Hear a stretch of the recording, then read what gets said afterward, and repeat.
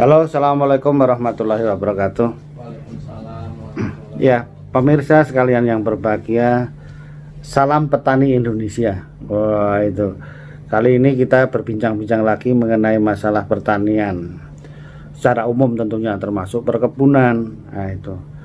Kita masih bincang-bincang bisnis pertanian, yaitu dengan tamu kita yang sudah tidak asing lagi, mantan pemain sepak bola Persesi terhandal pada waktu muda, sekarang udah nggak kuat lari ya, itu. Namanya Mas Nirwanto. Halo Mas Nir. Itu jadi Mas Nirwanto di dalam video-video yang terdahulu itu udah terkenal sebagai petani apa saja. Kalau agen kan ada agen langit ya kan, kalau ini petani langit. Tapi bagus, dicoba apa aja. Iya. Salah satu yang akan kita bahas adalah beliau ini menanam kelapa hibrida ya Mas. Iya. Kelapa hibrida. Jadi di tempat kami kelapa kuning namanya, Pak. oh, warnanya yang kuning bukan yang hijau. Kuning ke merah-merah gitu, Pak. Oh iya, kan ada yang hijau, ada yang apa, agak oranye. Jadi awal mulanya kok bisa punya ide menanam kelapa hibrida ini apa ini Mas Nir? Karena melihat punya tetangga, Pak. Itu lagi sukanya lihat tetangga itu. Kalau istilahnya itu kan ada ini loh, pagar tetangga lebih cantik daripada Biasanya pagarnya biar lebih cantik juga, Pak. Aduh ya. Maksudnya melihat sesuatu yang lain untuk bisa dicontoh maksudnya kan. Iya, Pak. Iya, memang kalau kehidupan di kebun seperti itu, sering melihat tetangganya apa, beli kulkas yang dingin aja kepanasan. Iya, itu baik, itu istilahnya begitu. Nah itu jadi apa, lucu ya kan, apa, beli kulkas itu kan harusnya dingin ya kan, tapi tetangganya ikut kepanasan. Aduh, itu cerita lama, mudah-mudahan sekarang enggak lah. Terus gimana Mas Nir, kok lihat tetangga berhasil menanam terus melaksanakannya gimana itu? Awalnya sih, Pak, itu kan di depan rumah tetangga itu ada kelapa ini, Pak. Katanya dia itu dapat dulunya dari Marihat, dari MRS. Waktu zaman kampanye dulu, Pak. Iya, kampanye dibagikan itu ya. Dan kemudian bagus, Pak. Nah, ya bagusnya gimana? Buahnya ini, Pak. Buahnya itu masih umur 3 tahun setengah aja dia udah mulai berbuah, Pak. Oh iya, punya kita kan gitu juga kan, Bob. Iya, kita kan juga zaman sekarang kalau ginjah namanya ginjah, itu 3 tahun pasti berbuah. Memang kalau kelapa dalam kan 5 tahun lebih kalau dirawat ya. Terus gimana Mas? Buahnya itu, Pak, lumayan bagus, Pak. Lumayan bagus. Bahkan dalam satu tandan itu bisa sekitar 24 gitu. Mantap itu, kalau punya kita paling tinggi 19 ya. 19, Pak. Oh, kita udah punya 19. Sudah kami juga ngitungi. Terus pun ya memang nggak terlalu besar, Pak, agak sedang-sedang lah. kalau yang ini menang kita, Bob. Kita 19 tapi besar. Itu. Ini kan kita punya kelapa ya nanti loh Mas Nir, kita punya kelapa unggul-unggul yang lain, kelapa bido yang dari Maluku Utara itu juga ginjah tapi buahnya besar-besar gitu. Ini cerita masalah kelapa lah ya. Terus gimana, buahnya bagus, terus itulah bibitnya terus minta itu. Iya, Pak, minta. Oh ya, aduh. Ada sekitar 15 biji. Biji, iya. Biji, terus saya tanam dan sekarang udah mulai berbuah, Pak. Itu udah 3 tahun juga. Lebih cepat. Umur 3 tahun setengah udah buah, Pak. Ya, tapi kan umurnya udah di atas 5 tahunan. Iya, maksudnya kan dulu berarti 3,5. Awal mulanya ya hampir sama dengan yang aslinya itu yang 3 tahun itu kan. Iya, Pak. Itu kan karena tergantung ini juga loh Mas Nir, sinar matahari yang masuk. Iya, makanya saya terang apa enggak, iya. Tanya sama yang apa, punya saya kok nggak sebagus punya sampean, saya bilang gitu, Pak.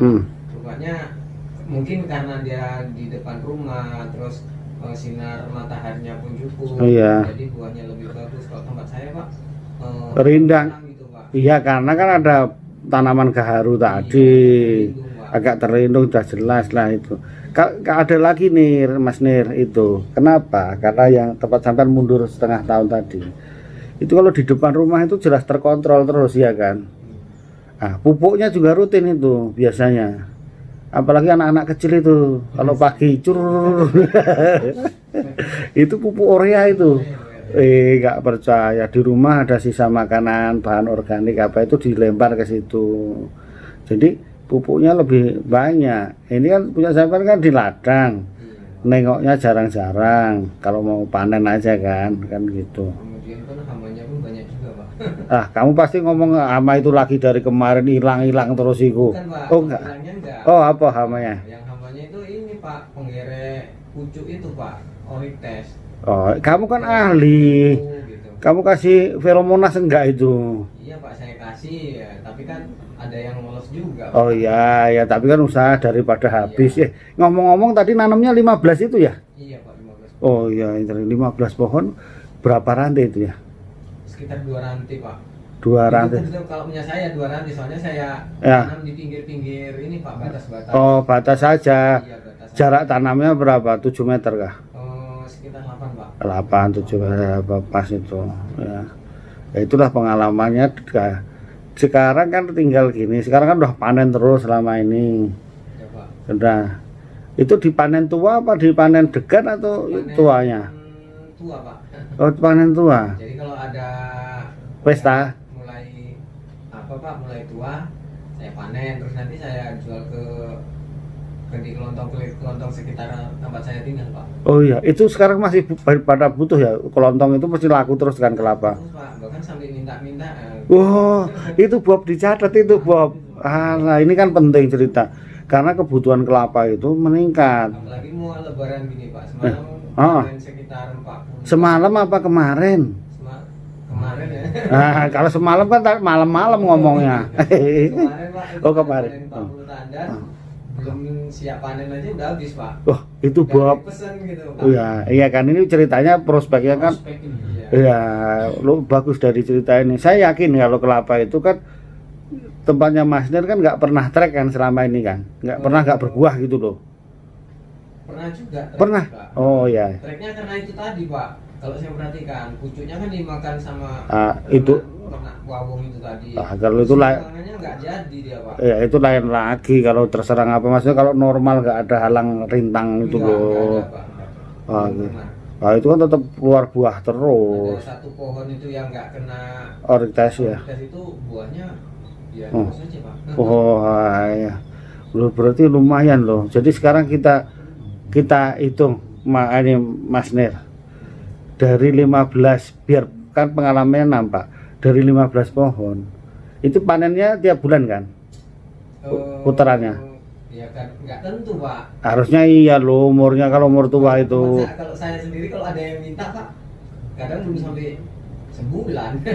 Soalnya udah ada yang minta. Nggak rutin panennya. Iya. Nir itu kalau apa sebenarnya itu harusnya dirutin bisa. Kita kan panennya rutin Bob, yang kopior kita setiap bulan. Lebih gampang kita ininya. Umurnya kan seragam, tapi gimana loh Bob, dia udah ada yang minta. Iya, masalahnya itu, Pak. Nah, itu. Iya. Ini tuh udah lumayan ini kan. Duitnya lumayan loh Bob. Harian, Pak. Untuk harian. Itu. Kalau saya jual sekitar 7.000. Satu gandeng. Karena kualitasnya bagus tadi. Kemarin kita bahas satu gandeng 6.000 Bob. Iya itu nggak apa-apa sih, cuma hitung-hitungan apa. Tapi kenyataannya 7.000.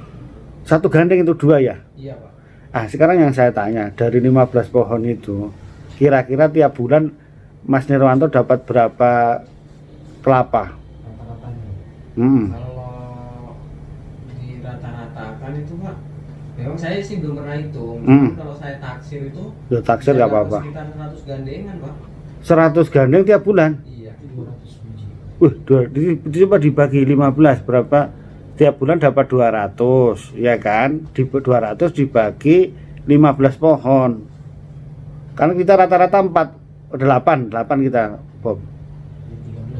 13, Pak. 13, berarti lebih banyak Nirwanto. Kalau kita loh Mas Nir, pengalaman. bisa sebulan itu bisa satu tandan itu Pak turun Pak. Iya, itu kita memang juga satu tanda turun. Ya, kami makanya untuk yang kelapa kopior itu, kami panennya itu satu tandannya nggak sampai segitu, cuma 8 ya. Iya Pak. Ah, mungkin karena masih muda itu, Bob. Iya Pak. Ya, kita kalau kopior ya saya panen itu tiap bulan satu pohon 8 buah. 8 buah. Nah, gitu.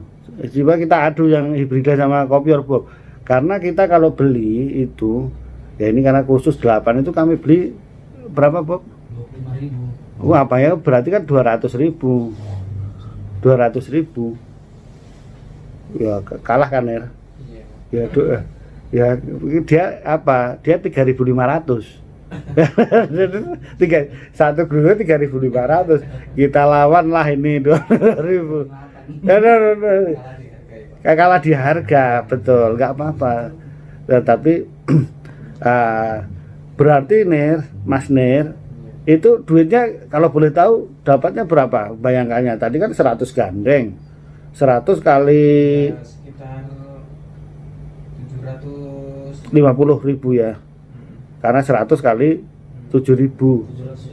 700.000 sebulan loh dari 15 pohon. Aku yakin nih. potensinya bisa segitu Pak. Loh. Memang walau pernah ada juga dapat yang paling ada cuma dapat 50 gitu. 50 gandeng. Oh ya nggak apa-apa.